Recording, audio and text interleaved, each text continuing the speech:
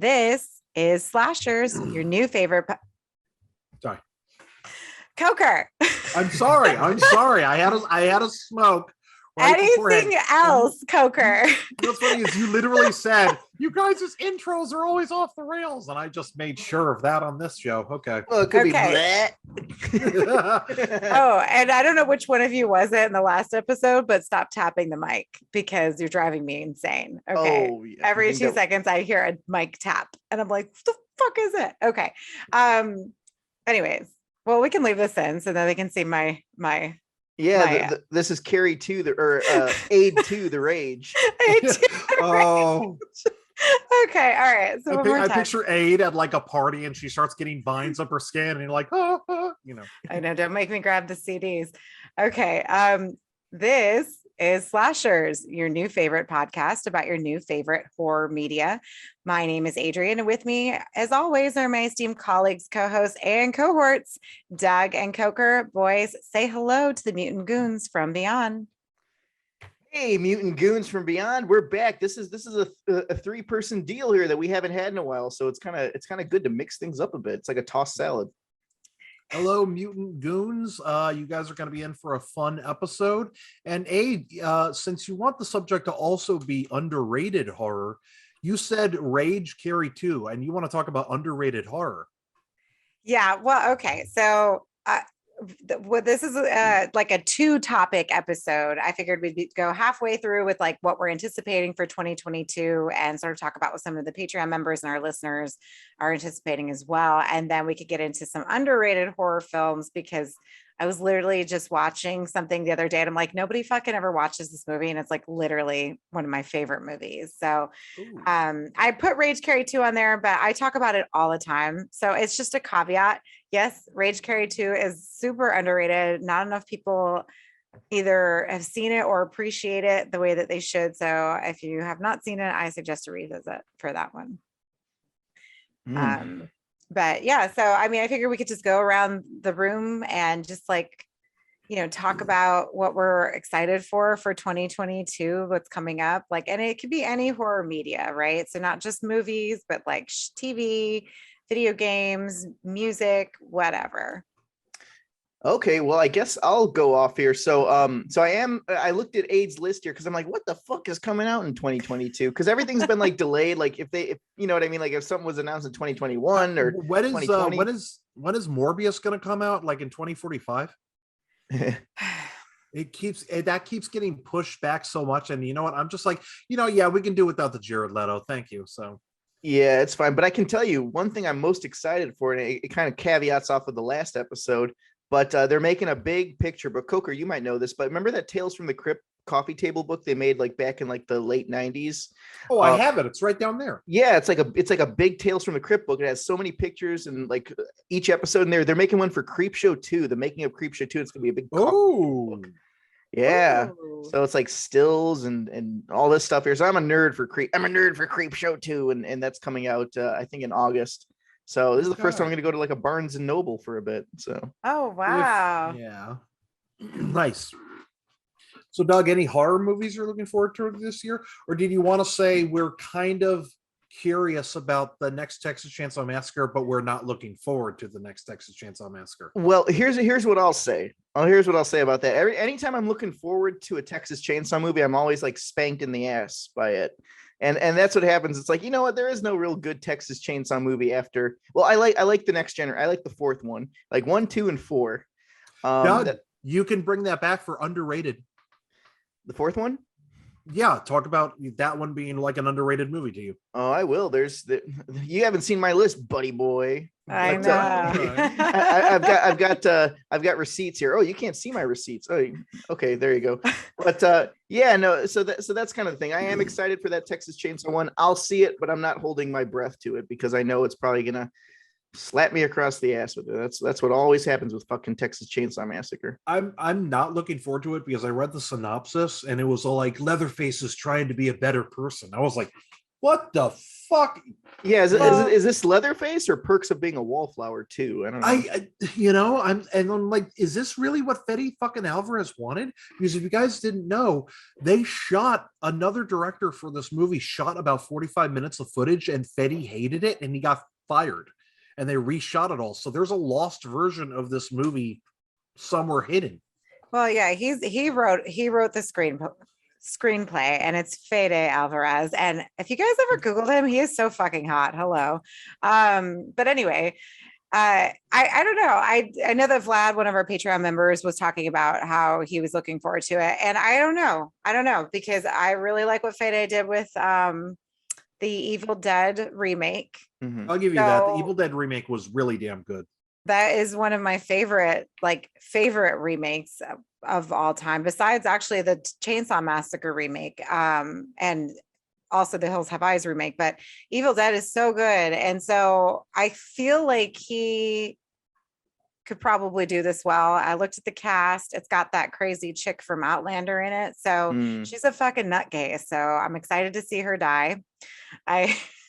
Or is that the one Leatherface falls in love with and does like a... maybe he falls in love with her. Well, but you know what? But see, Okay. Leatherface If Leatherface falls in love in this movie, I will forgive it.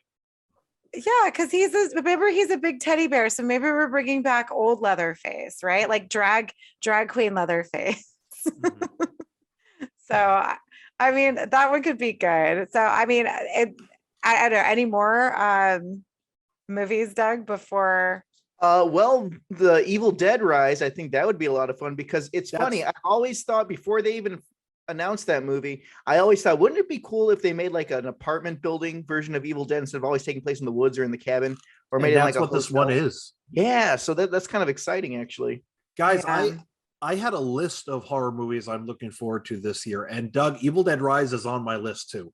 Yeah, it's on mine as well, but I couldn't find a release date. And by the way, everyone, if you're wondering when Chainsaw Massacre is supposed to come out, February 18th, which is actually my brother's birthday. So happy birthday, Steven. You get a Chainsaw Massacre movie.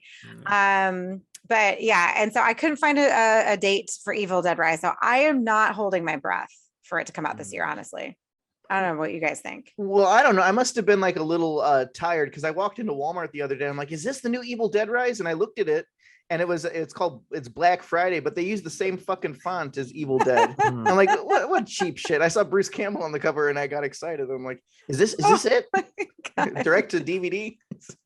That would actually be so great if that was the case. But I mean, that would suck if it was, straight to VOD or something like that, because I feel like it will need a theatrical release. Although knowing me, I probably won't go to the movies to see it, but still.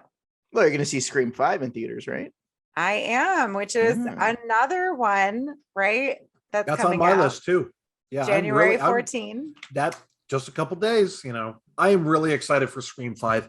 Aid, I rewatched the first movie really stoned the other day, and every time I rewatch the first Scream, I appreciate it more and more. And for a long time, I treated Scream like what a lot of other horror bros treated Scream, like, oh, it's not good enough. There's no tits, or it's not like an 80s horror, or it's too meta. I did that for like all of my teens and a bit of my 20s. But in my 20s, I started rewatching Scream, and I was like, this is a fucking smart movie.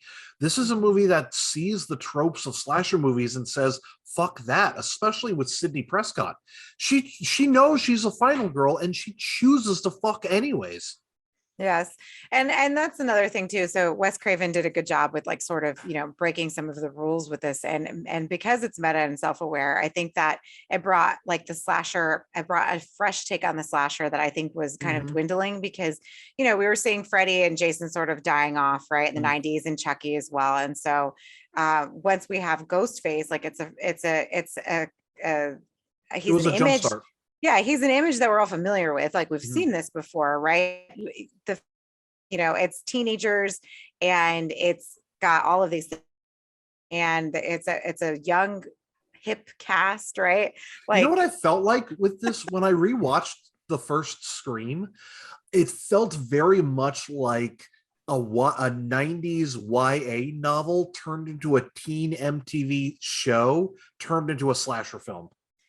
Yeah, I mean, it's got so all of incredibly those things. 90s too. It's very 90s, and I talk about this all the time. I know Mikey hates it, but I like had the biggest crush on Billy. Like, oh my God, he's so fucking fine. And I was like, oh, I just would watch Scream for Billy, knowing he's the killer.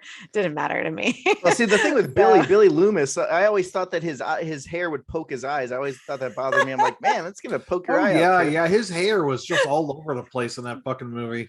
I know, but it was so sexy. No, okay. I'll tell you what's sexy. Actually, Courtney Cox's bangs should have been the killer in Scream 3. That should have been her killer in the movie.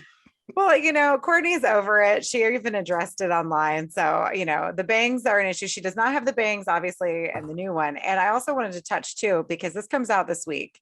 I put down January 14th. So if you guys are going to go see it this week, or you're going to see it Thursday, awesome. I'm not going to, I don't think we can do any spoilers for that for a while, because I'm sure people are going to take their time seeing it. But this is one of the only horror franchises where everybody comes back for each movie and it's all the same people playing them. Yes, absolutely. It's the only horror franchise where there are 3 actors in every single movie.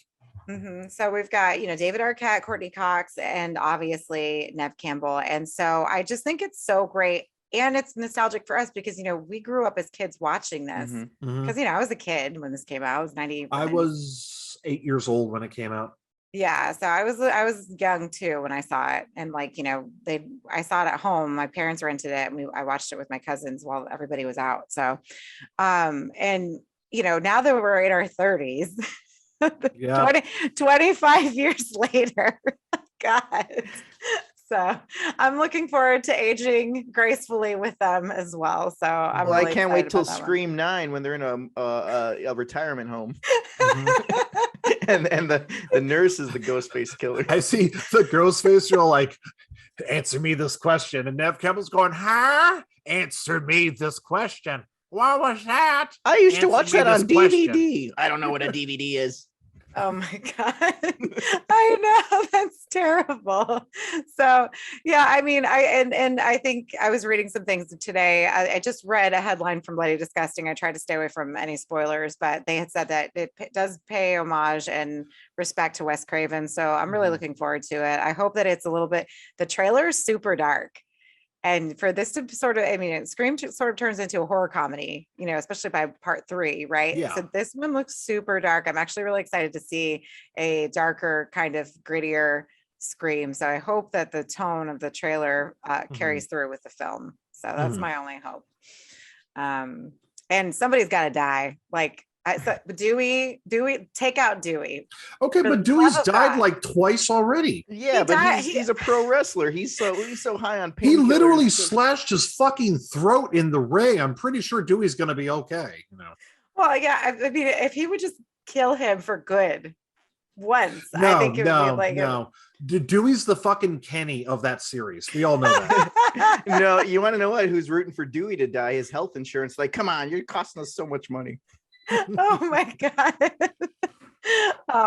But yeah, so Scream 5. And then I also have oh my God. And we were talking about, so not just Scream 5. So Mike Kirk, who messaged me on Instagram, he was looking forward to that. So thanks, Mike, for giving us a shout out. AJ just wants Scream 5 to be good, just like me. So thanks again, AJ. And then let's see who else talked about it.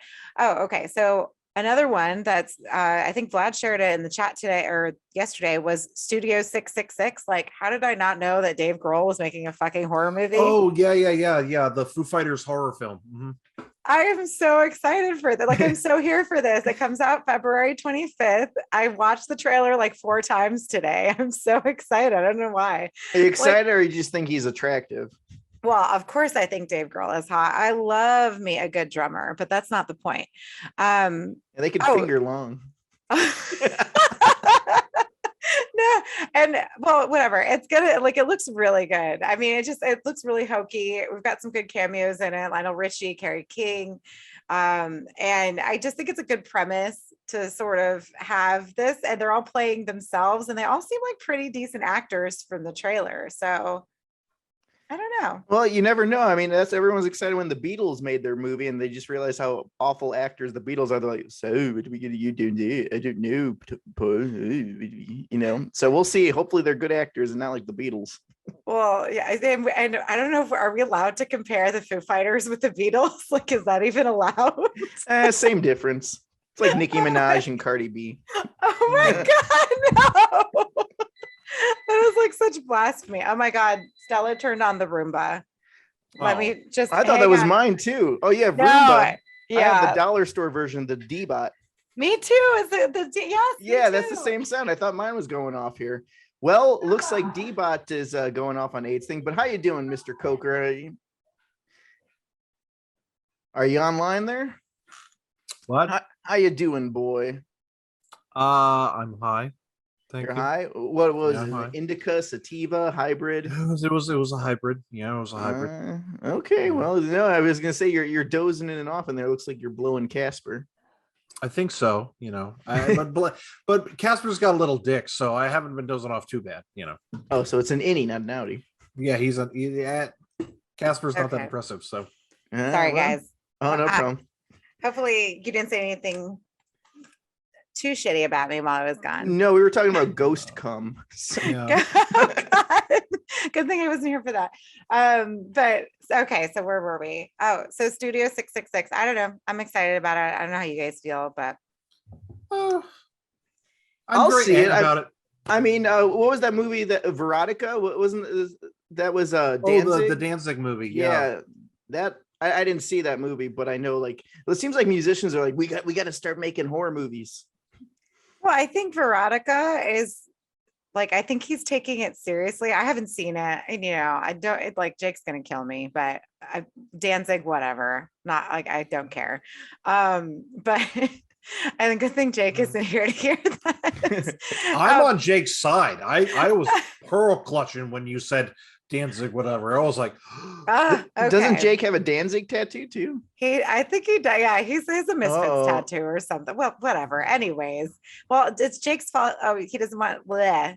Jake's not here, so we can talk about him. Okay. So, anyways, but I think Stella turned on the D-Bot again. that D-Bot is just that D. It sounds like mine giving too. giving us all the D during this recording. That's what Yeah, I'm that's sorry. No, that's fine. I was gonna say what you gotta do is you gotta like hot glue knives to your D-Bot and just let it go. It'll teach Stella to avoid turning on the D-Bot. I can't. I just can't win. I sent Dan to the bar so we could record so I can in peace, and then now the dog's driving me nuts. Anyway, okay. This podcast had a guest on the D-Bot.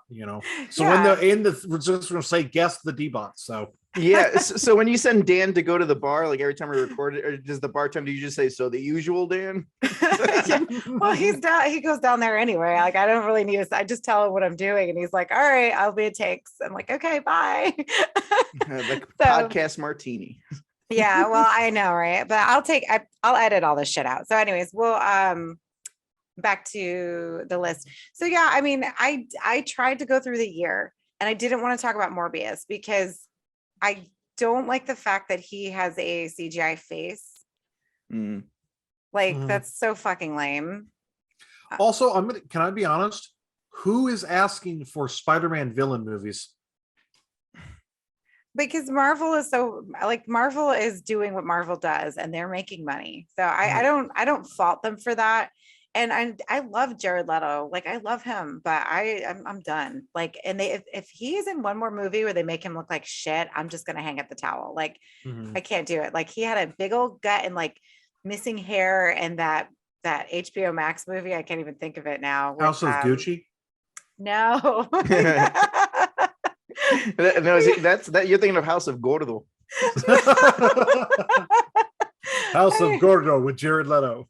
Oh my God. I would actually watch that. Yeah. I would watch it too. Yeah, we would watch that together while being Gordo.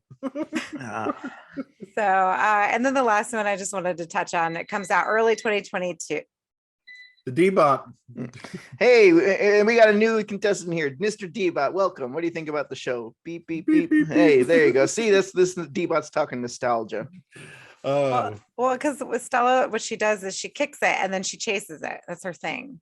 but Wow. doesn't do that all day until I'm doing this. Anyways, so the last one that I have on my list that comes out early 2022 that I'm really excited about is Terrifier 2. Yes, that's on my list too. That was supposed to come out like 2 years ago. What the fuck is Yeah. going on? I don't know. Well, I follow You that know? director on Instagram. He's actually, I have to give it credit because he's really doing everything on there. He's doing the editing, He's doing the everything with effects, the post-production. That's why. cinematography. Yeah, he's doing it all himself. So I got to give him credit, with COVID and stuff like that. And I think they were still shooting because I saw pictures, they had like masks on and everything. So I know they were shooting. So I give him credit. Like, it's editing. For me, editing is the worst. I hate editing. And I hate editing too, yeah. man. But I'll give him that. It's just he's taking his time to get it just right. And if we have to wait just a little longer to see Art the Clown fuck people up, okay. Yeah, and I think it'll be worth the wait, honestly. Also, I was going to say, one of my old friends from Dread Central, Uncle Creepy, he saw an early cut of Terrifier 2, and he said it was one of the most shocking things he's seen. Oh. And in the trailer, we do see him hold like a baby's arm and shit. So it's like, oh God. What is he gonna do? Just what Uncle Creepy said, and that shot of him holding like a baby's arm in a bedroom. It's like, ooh, what's gonna happen? Yeah, he's the thing is with Art the Clown is that as disgusting and gruesome as the kills are and as gory as it is, it's so much fun. And so I don't mind the mean-spiritedness of it because there's something about the tone of all of it that just makes it like, you start laughing, right? It's very ghoulish fun. Art the Clown is very ghoulish fun, and he takes the most fucked up, shocking, mean-spirited kills, and he turns them fun. You know how I said about mean spirit, like good mean-spiritedness and bad mean-spiritedness? Terrifier is like perfect, fun, good mean-spiritedness. Doesn't leave a bad taste in your mouth afterwards. Well, I thought the creepiest part in the first Terrifier was when he wears that girl's skin and he walks around. Oh yeah, and he's just like, oh.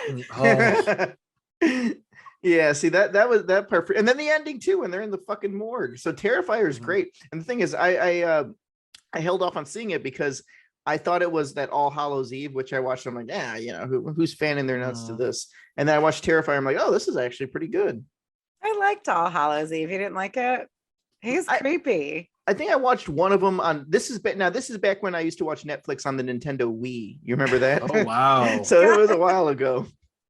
Yeah, no, it was it's not that it's kind of like the way that it's shot, it feels like you're watching it on an old VHS with that's about to, so I don't know if that's intentional or if it's because it's the same guy, right? Damien Leone, doesn't he do he did that one? Yeah.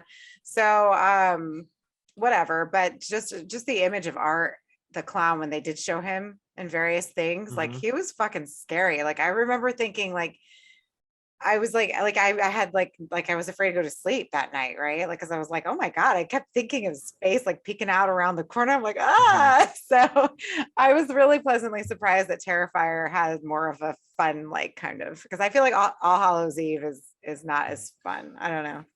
What I was going to say was I'm also very happy that Art the Clown is kind of taken off and much more of a pop culture status. When me and Doug go to conventions, we see Art the Clown merchandise everywhere. Yeah, and that's a big feat for that director too, because Terrifier was a very low budget independent movie. So for it to get that kind of was there a Funko Pop of it? I could have sworn I seen a Funko Pop. No, there's never been, but people have made custom Funko Pops of it all the time. Yeah, that would be the perfect Funko Pop, and it's so hard like to get a good new, like I feel like he's the newest slasher, right? Yeah, basically, I mean, what I'm going to say? I was waiting for a big horror icon during the 2010s, and I thought the Babadook was going to be it, but you don't see Babadook anything, so he didn't take off. And then if you think about it, Art the Clown was kind of like the big slasher of the late 2010s, and he took off, and I'm happy for that. Yeah, Babadook, the villain of that movie, should have been that fucking kid. Like that kid is like the worst kid in the world, right? Oh my God! If you thought Bob from House by the Cemetery was bad, that kid is fucking worse. Yeah, well, especially when she's trying to use her vibrator and he like comes jumping in the bed, like, what the fuck is that? I'm so mad. Yeah, see, she's just like, you fucking just beat him with the vibrator. Could you imagine? Oh my god, like that was the most horrifying part to me. But also, you know what's funny is the way that kid screams. So picture the way that kid screams and the mom hitting him with the vibrator. So he's going, ah! Isn't that what she says to him in the car? Would you just shut the fuck up for one? Like she says something like that. Or no, like they made it a meme. They're like, what are you like he's like sitting there screaming like, ah! Oh my god. I know. Oh, that poor kid. But you know what? That's a good movie, and I'm kind of glad they didn't make more sequels to it because I don't think we needed it. I think it was what it was. It was a good movie. I don't know if they could replicate it. So but I'm looking here on the list before I finish my thing. I just want to give a couple more people were talking about Terrifier too. Like Mikey's looking forward to that. And then both Shamik and Mikey said Halloween Kills, which won't come out until, or no, Halloween Ends. Halloween ends, yeah. Just kidding. Halloween Ends, but that's not coming out until Halloween, right? Well, they're shooting that right now. Oh, okay. I mean, I assume it's they're gonna get it out this year. They have to, right? It better be called Halloween Better End. Oh God. You know, I mean, I like that you mentioned Halloween Kills in the last episode. There are parts of it that I did like. I did like the brutality, but I don't know if I could get past fucking Anthony Michael Hall yelling "Evil dies tonight" one more goddamn time. Like I never wanted somebody to fucking die so much badly in a movie. Oh, in the extended cut, he dies even longer. Oh, thank God. That's what he like needed. Michael has like the bat halfway almost to a spike, and then he just flips it and stabs him right in the face with it too. Yeah, well, you know, and that's the thing is that like I'm really glad that Paul Rudd didn't come back to play Tommy Doyle because I feel like Paul Rudd did not need to be that. Like he was like a male Karen in that movie. Like, come on, what the fuck? Yeah, basically, and he was kind of like who's that kid from Terminator 2? He's like all washed up now and overweight and Edward Furlong. Yeah, he kind of like Anthony Michael Hall looks like Edward Furlong. I'm like, man, just kill this guy. You know, he's at home. He has like fucking 2-week-old hot dogs and the hot dog water just sitting on the stove, and he has like his his house probably smells like socks and everything. Like I'm just like, yeah, kill the Tommy Doyle. This guy's fucked. His house smells like socks. Oh my God. Oh, poor Tommy. I know Tommy had to go, man. And then I guess anybody else. Okay, so and then my good friend Matt Walters, which I told him that we have to get him on the show sometime because you guys like him. He was talking about Dead Space, the Dead Space remake. I guess the video game. I've never played it, so I don't know if that's anything that's interesting to any of you. Well, that'll be interesting to see because Dead Space was kind of a space version of remake of The Thing in video game form, and now they're going to make a movie which is based off of a game based off the movie The Thing. So it's kind of going full circle. Oh, okay, cool. No, that's cool. So there's that, and Cam was talking about horror comics and stuff like that. So I know comics are Jake's thing. So I figured when we do touch on that Jake would want to be a part of that episode. So I will save that for him. Yeah, sounds good. We got a lot of stuff because what's the other Januscary? Do we have an idea for February yet? February. Doug, robots, right? Killer robots. So we have to get on that. Which I will say, guys, for killer robots, I would suggest everybody watch the movie Demon Seed from the 70s. Okay. That's all I'll say. Look it up. So sounds like a Tubi exclusive. I know. It might be on Tubi. It might be a Tubi. It's based off a Dean Koontz book. Okay, I like Dean Koontz. Tubi exclusive. I don't know why that's so funny to me. Anyways, so we're halfway through the episode. So Coker, did you have anything you wanted to add to the? Yeah, I saw the trailer for Ty West's new movie X, and the trailer looks really fun. Imagine like Boogie Nights meets Texas Chainsaw Massacre meets a killer granny movie.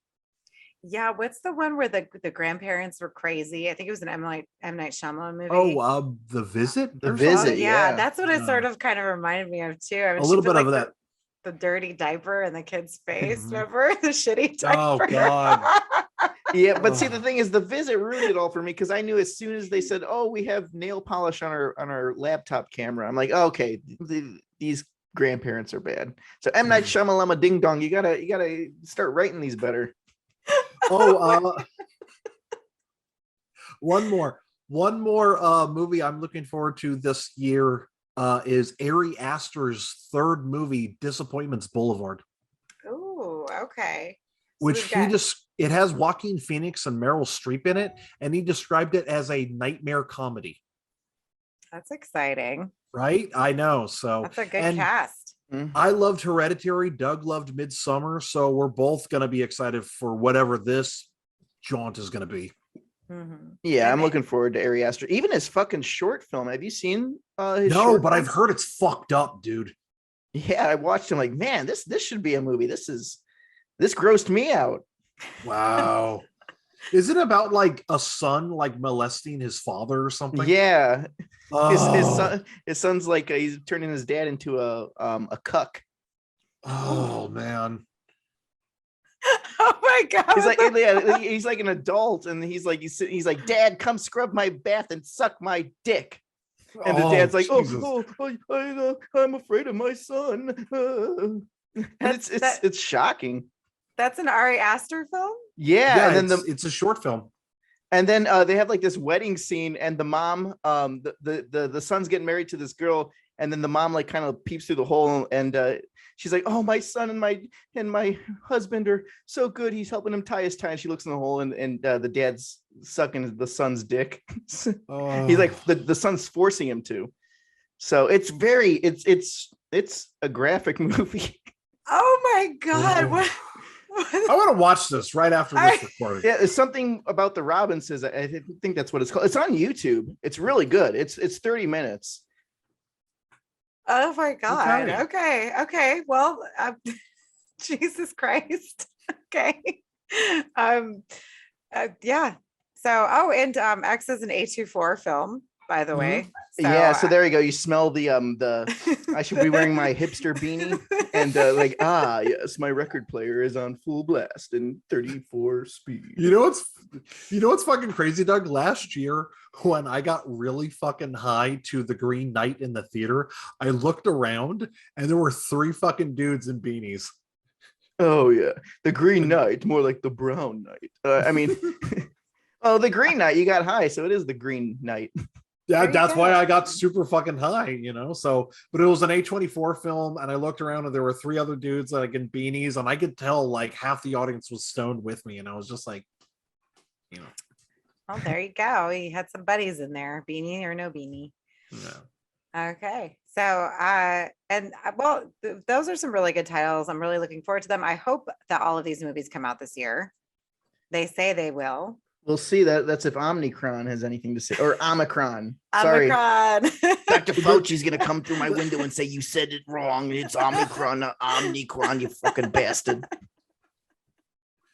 Oh my god. Whatever. I'm so fucking sick of this shit. Like I can't even. I just. The next one's gonna be named after a fucking Transformer again. So.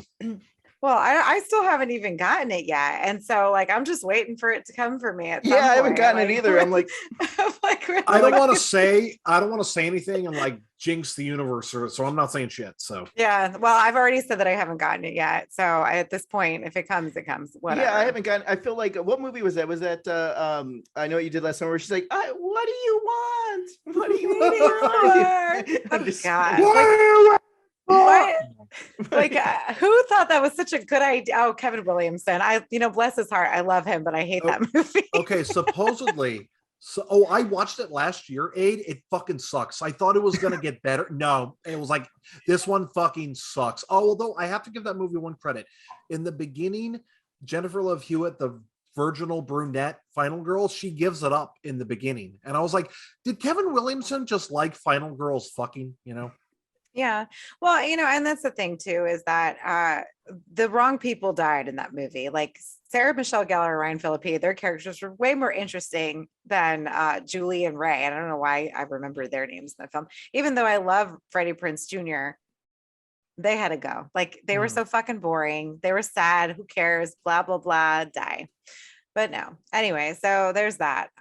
So we also wanted to touch on today, I guess we'll move on to our next topic then, for underrated horror movies, because I got inspired by something I was watching on Tubi the other day. Oh, Tubi's great. Tubi's like the breeding ground of Vinegar Syndrome and Severin. It's like the petri dish for all those obscure movies. I tell some of my coworkers that Tubi is like an 80s and 90s video store. Yeah, no, it is. And it's, I feel like it has so many, and it has TV shows on there too. Like I was watching Jason and the Argonauts the other day for shits and giggles. Like who the fuck, like when did that come out? Like 20 years ago. So I don't know. I think it's a great channel. So if you guys have not, and we don't get paid to plug Tubi either, but I will promote Tubi because it's way better than Pluto. What is it? Yeah, Pluto. There's so many sucks. it's like 5 minutes of something and then 20 minutes of commercials for every fucking thing. It's crazy. Oh my God, Pluto can suck a dick. Like that is the worst channel. So yay for Tubi. Yeah, well, see Tubi and you got B Movie TV. So there you go. You got all your stuff to plug your Roku's with. By the way, I watched, I know it's kind of off topic, but I didn't know what it was. I was a little stoned the other night and I'm just like, let's see what's on Tubi.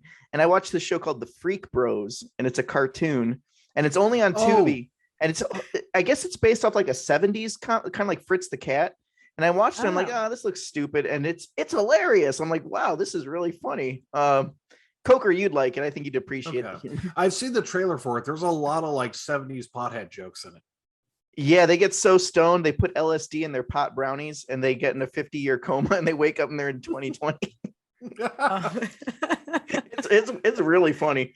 But the best thing is the cat. Tiffany Haddish plays the cat. Oh, I love her. Yeah, she's hilarious in it. Yeah, no, just watch that. it. It's very well written. And I wasn't expecting anything of it. I just saw it. I'm like, I got time to kill. Oh, that's cool. Well, see, that's underrated, I guess, because nobody really knows about it. So yeah, and if you like movies like Fritz the Cat or Heavy Traffic or like those Ralph Bakshi stuff, it's very reminiscent of that, just in like a newer TV show form. For sure. Awesome. So, Aid, what is this Tubi movie you watched? Oh my gosh. Okay. So don't judge me, but I adore. So this is another slasher from the 2010s, The Collection. So I was watching The Collection, not the Collector, not part one, because part one is super mean spirited and I don't like how they kill the cat. Oh, part one is really fucking nasty. It's bad. And it takes out the whole family. And and it's part one is like, hey, how can I watch 2000s brutal slasher that is just going to make me want to take a shower afterwards? Put on The Collector. Yeah. So The Collector, I mean, so part one, but then when the Collection came out, I was like, all right, I'll watch it. Why not? Because now I want to see what happens to the guy in the suitcase, right? So I got to find out what happens to him. And The Collection is so amazing. It's colorful.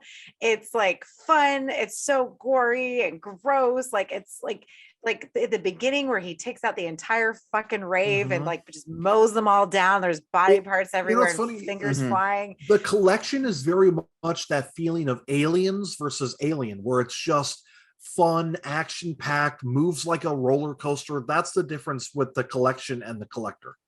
Yeah, because The Collector is a little bit more of a slower burn. It's more artsy, more PBS, as Doug would say, right? So it's very green. I remember watching it, I'm like, man, this is a very green filtered movie. I think it was the same director that did Saw, right? Or it was like the writers of Saw. The writers, yeah. Somebody, it was affiliate, and I think that's how they marketed it, because they wanted people to come and see it because it had Saw, like, tendencies and traps and things like that, right? So I give them credit for that, but The Collection is just so much more fun, and it's just like, I love that we see, because when you see like the inside of like a killer's like territory and stuff, it's usually like meh, like nobody cares, right?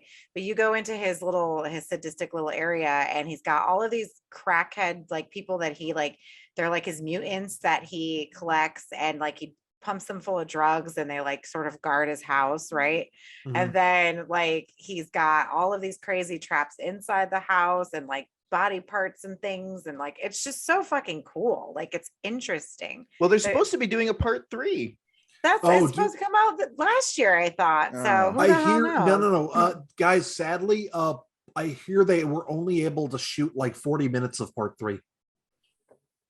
Yeah. Well, it'll come out eventually, but yeah, the collection, I saw that in the theaters, and I was blown. There was like 4 other people in the theaters, and that movie was out within a week, and I'm like, man, this is really fucking good. Why is nobody seeing this? And the last half of it feels like a almost like an Italian giallo, like when you never show, he's not wearing the mask, but they never go above his chest, and you only see him with like the knife walking around the house. I'm like, damn, this feels like an Italian giallo movie. Yeah, Mm-hmm. he's wearing the black gloves.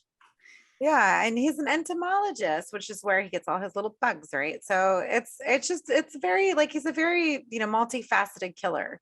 And you never get to see his face, like you said. So I think that's the nice, like we never know who he is. Like we're never gonna like it's not like Scream where you have to figure out, right?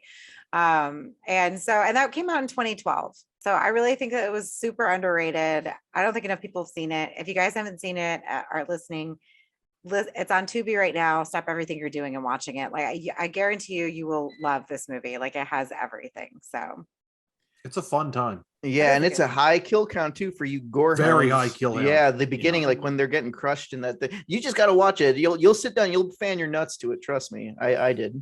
Yeah, and it doesn't stop. So it's a good one. I really enjoyed that one. So that's my first one. So I was like, okay, so we need to talk about underrated movies. And then I have on here, which is also on Tubi, is the Orphan Killer. I don't know if you guys have seen that.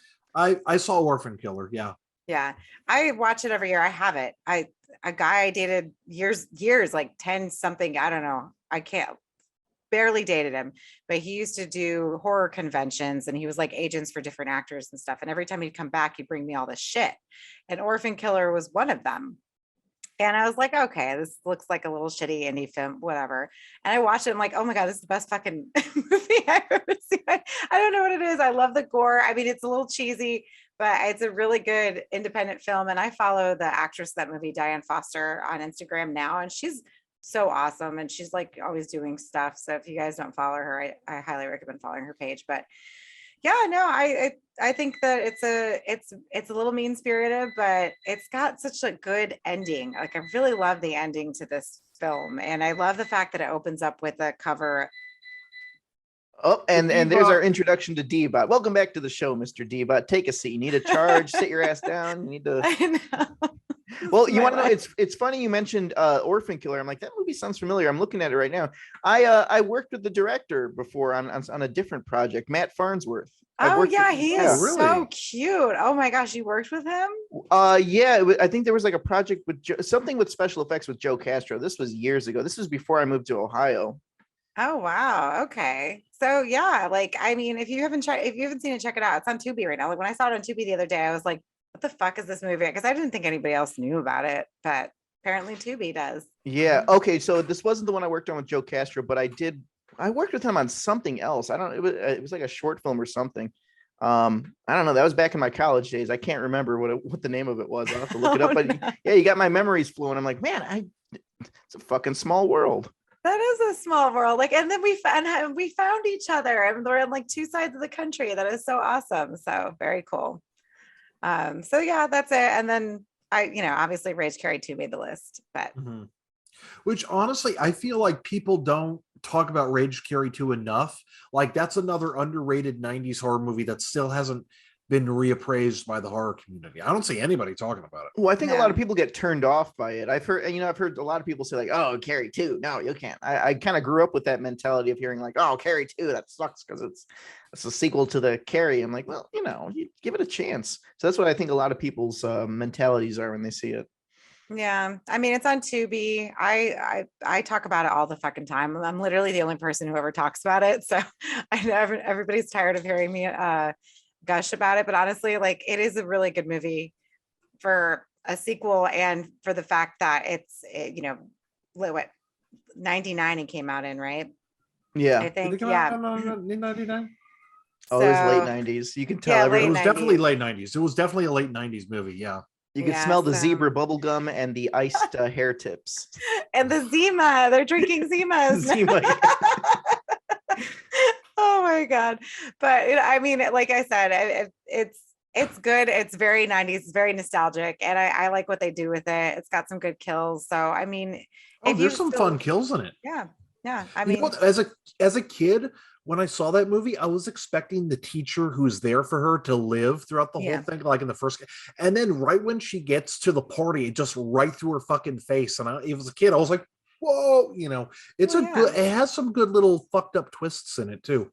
yeah, like I mean, and because Sue survives the first one, right? And then so like the fact that they just kind of kill her off in the second, you're like, what the fuck? Like, how did that happen?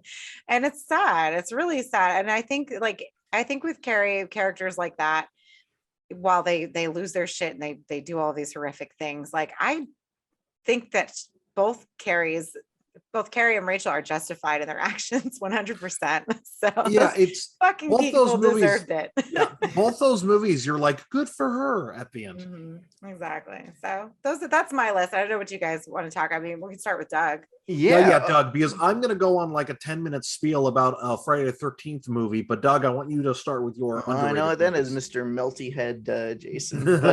I love that, Jason. Yeah, so I do have 3 of them here, and I actually have the DVDs and the Blu-rays of them. But 2 of them are available to stream, one of them not. But I'll go with on my first one here because this is kind of a plug to Livid Media. But this film, I've watched this probably about 3-4 times now. It's called Even Hitler Had a Girlfriend. Trust me, it's and the thing is on the back, Joe Bob Briggs. This is Joe Bob Briggs, one of his favorite movies that came out in 1994. You got to see this movie to believe it. Like I watched it. Ken from B Movie TV, he bought the license to it, and they released it. So lividmedia.com, you can buy it there. It's got 2 discs, and it's got the unfinished sequel, The Hitler Tapes. So with that one here, it's great. You want to hear the description of this movie? Yes. Okay. Watch this lonely bastard spend his entire life savings on call girls in less than 2 weeks because he is a total loser. Like that's the description of the movie. Yeah, so it's this guy. I don't know if you can see the picture here. He's like he just sits in the bathtub. He's like, I work at a security job. My name is Marcus Templeton, and I'm about to tell you how I spent my entire life savings on call girls, and I do it all again. And he's just like this guy that kind of mopes around. It's like, oh, whatever. Like think of like an obese Charlie Brown. Just like, oh, whatever. Will these beef sticks make me skinny? Huh, I'll try. And he calls like the call girls. It's one of the funniest movies I've ever seen, and it's so low budget. It's shot on like a VHS. Doug, this sounds like underground John Waters. Yes, it is. And the thing is, like the dialogue in this movie, it's like this one girl he picks up from church. And he's like, so do you want to date? And this girl kind of looks like who's the aunt from Bob's Burgers? Gail. Yeah, it's like, yeah, my cat's down here. And literally they sit there at the couch and they're like kind of all nervous together. They're like, so what do you want to do? I don't know. I thought maybe we could watch TV. Okay. Hey, do you want to have sex with me? Not really, no. Okay. What do you want to do? I don't know. And it's just like this awkward, like it's very awkward conversation. And then all of a sudden he picks up the hooker and she's like, what'll it be, a blow job? This is $25. This is $30.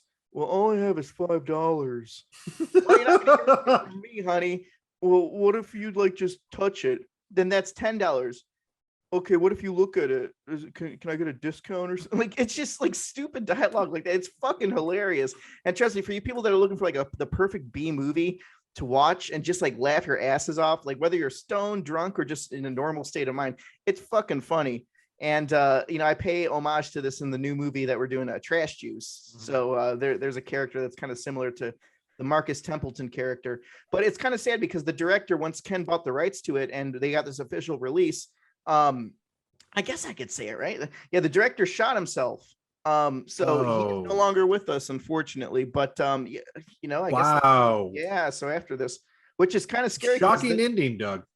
Yeah, it's weird, but and it's kind of weird because that's what happens to the character in the sequel.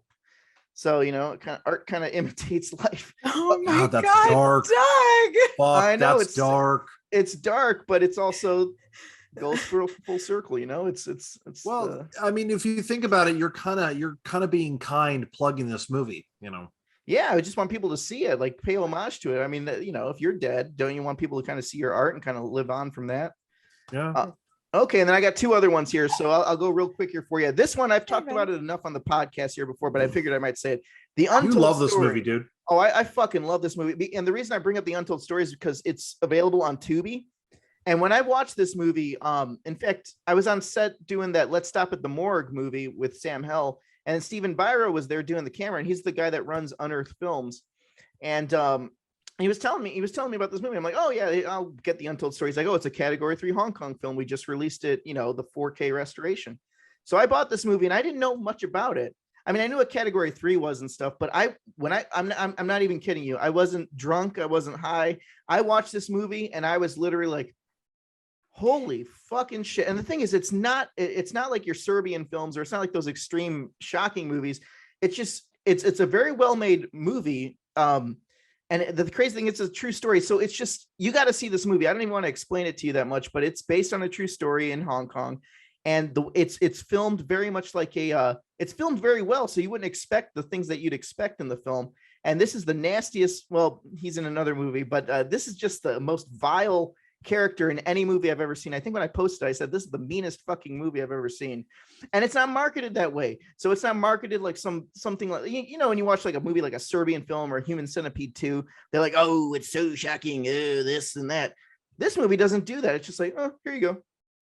Yeah. So question. So you talk a lot about Category 3. It's like, for people who don't know, what is that? So Category 3 is almost like Hong Kong's version of NC-17. Okay.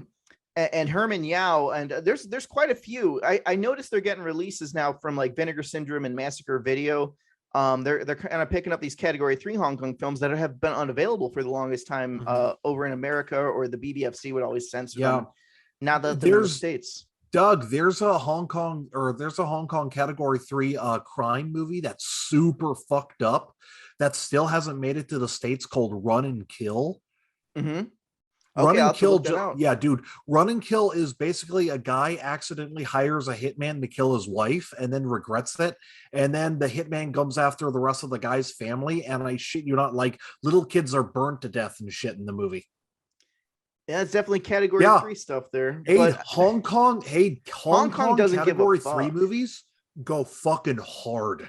But see, but see what works. And I love the Ebola syndrome too, but the Untold Story, like, it doesn't warrant itself as a graphic movie. That's the crazy thing. It's just, here's this guy here, and he just doesn't give a fuck about anything. It's so yeah, my recommendation is the Untold Story, and you could watch it for fucking free on Tubi. So there's no excuse for you not to see it. Like, trust me, this is Doug's recommendation. If I had a fucking video store, this would be on the recommended list, right next to Brave Little Toaster, and then the Untold Story. It was going to be a Doug Wall double feature, Brave Little Toaster with Untold Story. Yeah, see, there you go. Hang that up on the wall. And then the last one here I have, this one's available on Amazon Prime, but it's actually one of my favorites. I watched it a bunch as a kid, and I have it on my background here, but it's called American Gothic. And American Gothic came out in 1987. This movie is fucking great, and a lot of people don't even know what I'm talking about. And when you bring up American Gothic, other things pop up online. There was a TV show called American Gothic, but it's great. And this is, Coker, you know me. This is backwoods Canada. So it has the lady from Yvonne DiCarlo. She was Lily Munster. She was Lily Munster, yeah. So she's in this. Yeah, she's playing the evil mom, and it's basically a bunch of I was gonna say Trump supporters, but they're basically a bunch of like backwoods. That's like, in the name of God, we don't like visitors in our town. If you pull up your boat to our town, we gonna kill you. We gonna kill you, and we're gonna put the fear of the Lord in you. So what you're saying is this is a fun backwoods horror. Yes, but it's not. It's like religious back horror. Like the dad's like a preacher, and he's like, in the name of God. And there's Michael J. Pollard is in this movie from Sleepaway Camp 3 and House of a Thousand Corpses as well. So yeah, no, this movie is great. And there's a very creepy character that she kind of looks like Little Lulu, if you remember that cartoon. But her name's Fanny, and she's like, I want you to meet my dollies. So anyone who ever comes to their little island, they kill them. And then they hang them up and make like human-sized dolls in the basement, and that's Fanny's dolls. So, oh my God! She's like this 50-year-old little girl. That sounds fun and creepy, man. It's great. We gotta watch this movie. I'm surprised we haven't watched it yet. Oh, I really want that one. I will definitely watch. Yeah, for American sure. Gothic. Yeah, it's on Amazon Prime. If you have Amazon Prime. Yeah, it's on Prime and Roku channel. And Y'all Roku have channel. that as well. Yes, so watch it definitely. It's scary. Because I remember when I first saw this movie, it was on TV when I was a kid, and it's terrified me. I was afraid of Fanny. So. I mean, that actually looks really interesting, and I do like that background. So oh, it's great. Yeah, and she looks like the human version of Laughing Sal. We talked on that in the last episode. Oh my gosh. I know I do have Untold Story on my list on Tubi. So at some point I will watch it. Yeah, but just don't. So it's not the thing with the Untold Story is it's not. What's the word to put it? Like when you watch, it's like, oh, I'm going to watch a graphic movie. It's not like that. It's just so I've never seen a character with. I mean, it's kind of like Henry Portrait of a Serial Killer, but this one, it's like this guy just doesn't give a fuck. Yeah, no, for sure. I mean, I've heard about it so much at this point. Like, I need to just see it. Like, oh, please I'm jumping on the bandwagon with you. It's a really great movie, actually. Besides the graphic stuff, it's good. Well, yeah. All right, so I guess we're getting into Coker now. Coker's so excited about his movie he talked about earlier today, so I'm excited to hear what he has to say. Okay, you guys ready? Yes. For me, my ultimate underrated horror movie is Jason Goes to Hell. I fucking love Jason Goes to Hell. It was the first Friday the 13th movie I saw as a kid. It fucked me up as a kid. The melty, raw hamburger meat nightmare Jason in it, even though he's only in it in the beginning and at the end, that nightmarish Jason stuck with me very, very much as a kid. And that nightmarish Jason I would see in Halloween stores as a kid in the 90s all the fucking time. So to me, that Jason is always very close to my heart. But I think Jason Goes to Hell is one of the most underrated horror movies ever, and probably one of the most underrated horror movies of the 90s, because so many horror fans shit all over that movie saying, hey, yeah, Jason movie. Yes, it is a fucking Jason movie. It's just it's a Jason movie that finally does shit that the previous movies should have done. In the very beginning, you have the woman come over and she gets nude and she takes a shower and she rents a cabin, and then Jason comes after her, and it's a scary looking fucking Jason. And then all of a sudden, a fucking SWAT team comes out of nowhere and sets up a trap for him, and Jason's going, what the fuck? And they blow his ass to pieces.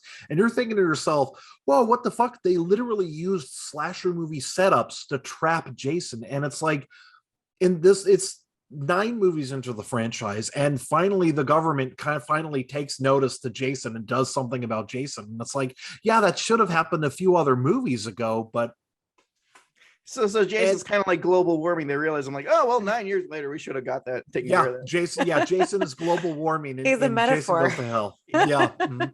But then the movie takes this fucked up body horror, body swapping turn that you end up getting pretty much a 90s version of The Hidden, but far more nasty, far more gruesome. When Jason hops from bodies, the bodies start melting, which is really nightmarish and really out the left field from the rest of the franchise. And also, Jason Goes to Hell is probably the most brutal of all the Friday the 13th movies, especially the unrated version of the tent kill in Jason Goes to Hell. It is a perfect, fucked up, brutal mix of sex and death right at the exact same moment, because in that scene, the girl is about to come, and then the body hopping Jason just sticks a fucking spear right through her and then splits her in half, and you're sitting there going, whoa. If you think about it, that scene is almost a perfect but brutal high point and a symbolization of what murder and death is in the entire franchise. It's that scene. It's a combination of sex and death, and it's death being the punishment for sex. That's the entire fucking franchise. Well, you know why they got punished, right? There's a shot right before that scene. The doctor, who's also Jason, steps on the condom. He wasn't using a condom. That's it almost had an AIDS metaphor in that scene too. Yep, which is very fucking 90s. People forget how incredibly 90s Jason Goes to Hell is too. Another thing that I really love about Jason Goes to Hell is that with the exception of that tent scene, all the characters are like working class adults. And all of the characters have relationship issues or like trust issues. They're not fucking partying teens. The burger place that they work at actually acknowledges Jason, and they have Jason burgers. So it shows like it's the only Friday the 13th movie that shows like the town's culture around all the murders too. Even the character says, "Oh, it's an old Crystal Lake joke." Ha ha ha. So it's the only Friday the 13th movie that shows the cultural impact of all the previous movies, and I really fucking appreciate it too. Not to mention, the movie's just fun as hell. The movie has crazy lighting, crazy camera techniques. It's incredibly fucking mean-spirited and ghoulish and gory. It takes these weird turns. Jason is a little demon and goes up a dead woman's pussy. It's like, what the fuck is happening? And then at the very end, fucking Freddy Krueger comes out and grabs his mask and pulls it down. It's like, you're gonna have a fun fucking time with Jason Goes to Hell if you just accept that it is a black sheep of the franchise and see all the good in it. It's fucking amazing, and I bat for that movie all the time. And sadly, I'm happy Halloween 3 finally got the praise, and everybody loves Halloween 3, and I'm happy that everybody is finally praising Nightmare on Elm Street 2. And I'm sitting there thinking, okay, horror community, I'm still waiting on Jason Goes to Hell. And I don't know if I think I'm going to be the only one on that hill for a while. So, but anyway, ultimate underrated horror movie for me, Jason Goes to Hell. I fucking love it. Yeah, see, the thing is, I with Halloween 3, that's a good point there. Halloween 3 is so vastly different. I think what Jason, I mean, I like Jason Goes to Hell as well. It's different. But for people who are having like a marathon and all these, fanboys kind of sitting down like, oh, you bring up like they mixed Evil Dead with it. They said Jason's now part of Evil Dead. There's a scene with the Necronomicon in it, which is really cool. Yeah, well, I think the problem is, have you seen? I've seen the documentary with the director. Marcus, what's the director's name? I think it's Adam Marcus. Adam Marcus, yeah, he just kind of like, I'm the greatest director ever. I did everything, and he's just kind of sits there and he's like, and people are just getting pissed. He's like, yeah, go suck it. I made the best Jason movie. Get the fuck out of my face, you motherfuckers! Like he's like that. I'm just like, Jesus Christ, no wonder everyone gets pissed off at you. Jason Goes to Hell, but I do like it too. In fact, when he's eating the hearts and stuff like that, that's stuff you don't really see. That's the goriest Jason movie too. It is the goriest Jason film. And it's funny that you talk about it, because like literally I've watched them all, and I usually try to watch them in the summertime, and Jason Goes to Hell is the only one I'm sure I've seen it, but I don't remember much about it. I know that he hops around the bodies and that's it. So watch this. You ready for this? All right, Coker, this is an impromptu skit. You're going to be the fat lady at the diner, and I'm going to be the husband. Okay. All right. Let's improvise a scene real quick. All right. I'll start. Okay. You'll start. Go. Okay. This is how you make a Jason burger. Cuts it out just right there. Remember, it's a 2-for-1 special. But honey, how are we going to cut out the burgers here? It's a lot of money to spend, honey. Don't worry, we'll put it together and then make another burger out of it. But what if Jason breaks through the wall and comes in here and he takes all the monies, honey? You know, I have to admit, dude, I'll admit that the fact that those two characters are in the movie and they get fucked up is so randomly Three Stooges, which is another thing I love about Jason Goes to Hell. Well, my sister used to get pissed because my brother and I, we used to tell my sister that looked like her. She's like, that doesn't look like me. I'm like, yeah, sure as hell acts like you. You're so mean, Doug. Oh my God. It's called sibling rivalry. Doug, do you remember when we got really stoned and watched Three Stooges? Oh, that's you were just like, Mo's me. Yeah, who was Curly is Nick, and then who was Rhea? Rhea was Larry. My sister. Rhea was Larry. Yeah, I mean that's how we were as kids. We were slapping each other around and stuff. So, but yeah, so I guess that is kind of like a Three Stooges gag, because she gets punched in the face and her chin goes up. And she's all like going like, yeah, that. And then the little husband, I call him the little husband. He's just going like, oh no, Jesus just going. Yes. And it does a slow-mo too. It does a slow-mo of him going, oh shit. And then the sun comes out and he gets his wrist broken. And I'm like, yeah, that's what happens to you when you wear a fucking mullet. Oh my God. I can't. God, Jason. Yes, Jason Goes to Hell is really fun. Although I will admit, if you watch the movie in a marathon of all of them, it really fucking stands out. Yeah, and that's and the thing is for me, Is much more fun. Yeah, Jason's not my favorite slasher. So when I'm watching them, it's like, something to put on in the background, and I'll come in and watch 5 minutes and then I walk away. Right. So I do I like part 5 because it's in the same vein, I guess, because it's different. You're on Doug's side. No, I love part 5. That's my favorite like part 5. I know. And I love that they kill that fat kid at the beginning. It makes me so happy. Well, what's crazy is part 5 wouldn't exist if it wasn't for the fat kid in a chocolate bar. Exactly. I think you're really out of line. I think you're really out of line, Vic. And that's the nicest insult too. I didn't get asked for that. Yeah. And Jason X is a lot of fun too. So I mean, it is what it is with Jason X, but I do like that one. So I mean, I like the outliers, I guess you could say. So well, those are our underrated films, I guess, for this year. So we've got our Patreon bonus episode coming up, guys. So if you're a Patreon member, make sure to listen to that. That's your exclusive. And if you want to listen to our Patreon bonus episode, patreon.com/slasherspod. We have tiers from $1 to $10. And don't forget to pick up some shirts. I actually ordered a couple more shirts from Redbubble, so you guys will be able to see them. I'll do a couple of little commercials for you guys. slasherspod.redbubble.com. Jake's got a ton of new designs up there, so I'm sure you'll find something you'll love. Stickers, mugs, dresses, whatever you want it on, it's probably on there. So please give that a look.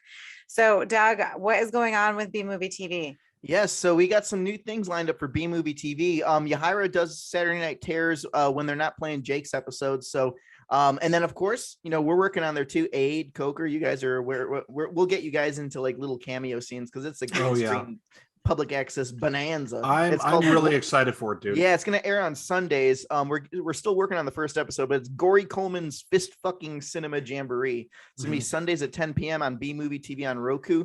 Dude, I'm excited. It's just our weird Adult Swim style skit show.